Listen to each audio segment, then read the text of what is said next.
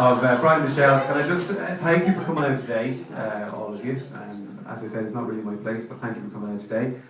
And can I just start by complimenting the bridesmaids, both Carol and Sarah.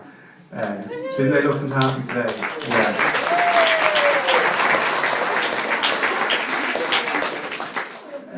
Just a word on that tattoo. It was actually a Celtic supporters club.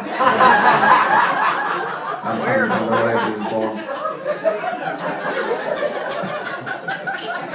Brian's asked me to say a special word of thanks, obviously, to his extended family, his new in-laws, and to say how grateful he is for the fact that you're welcoming him into his family, and he's also keen that you don't look at it as you're losing a daughter, more you're gaining a dependent and get as much out of it as he can. And just as an aside, just to warn you, he's coming over on Sunday with some washing, and he expects his dinner to be made. And obviously, thanks as well to Noreen and to Tony as well, Brian's parents. Obviously, it's an emotional time for parents to see their son leaving the nest or whatever, but he'd like to reassure you that he still has some washing for you as well. Again, he'll be over on Sunday with the washing. And actually, I see Father Hurley isn't here, but he did actually ask me to check out what size Father Hurley's washing machine was.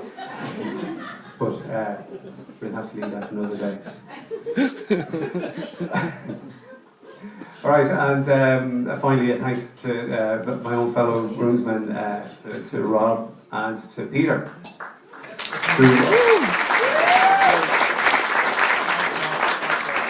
who also look fabulous today. They had a bit of a late night. They were applying the spray on tan for most of the night to each other. I think they were afraid to fall asleep.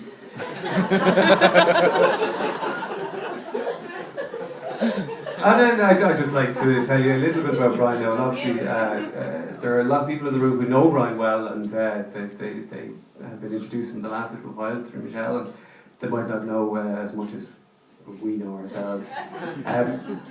I met Brian firstly back in our college. That we studied back together back in the early 90s, back when we all had our own hair. You wouldn't think it to look at him. He's always been, again, you wouldn't think to look at him, he's always been the outdoorsy type. He likes nothing better than long walks on the beach. And every once in a while, he likes 6 to 10 cans on the same beach. And when he's finished that, he'll go for maybe sleep on the same beach. Or a bus shelter, it doesn't matter. As long as it's a flat surface, he doesn't swallow his tongue.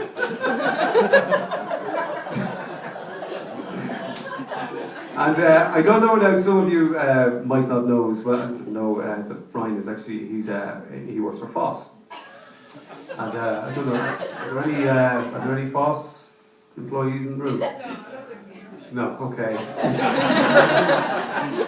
Actually, he was attracted to the Foss organisation, he told me himself, with the promise of lavish all expenses paid, transatlantic business junkets. Not to mention the odd trip to a nail bar here and there. He loves getting his nails done.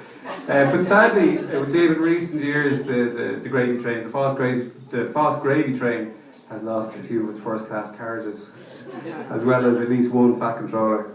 Top of the joke. We were unsure whether anybody would know. Roddy Doyle, anybody? Is it Roddy Doyle? Malloy! Roddy Doyle, yeah, Roddy Doyle. Anyway, sorry. To be fair, Well done.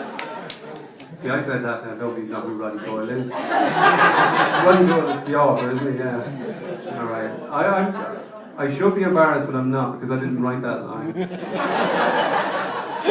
To be fair, Foss were very generous with Brian, as Foss happened to be very generous with everything. They've been very good. They cleared the debts for him for his honeymoon. And in a true gesture of kindness, they even offered to clock him in and out while he's away.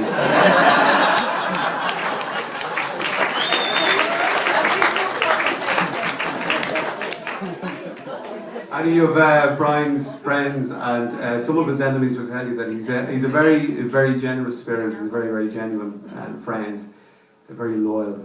For example, there was when we left college, there was a while there where I wasn't working, Brian was, and he was very good at buying the odd pint for me. He was very good at looking after me. I needed looking after. But I don't mean that sounds as if I was sleeping in doorways. Nothing like that. He knows what I'm talking about.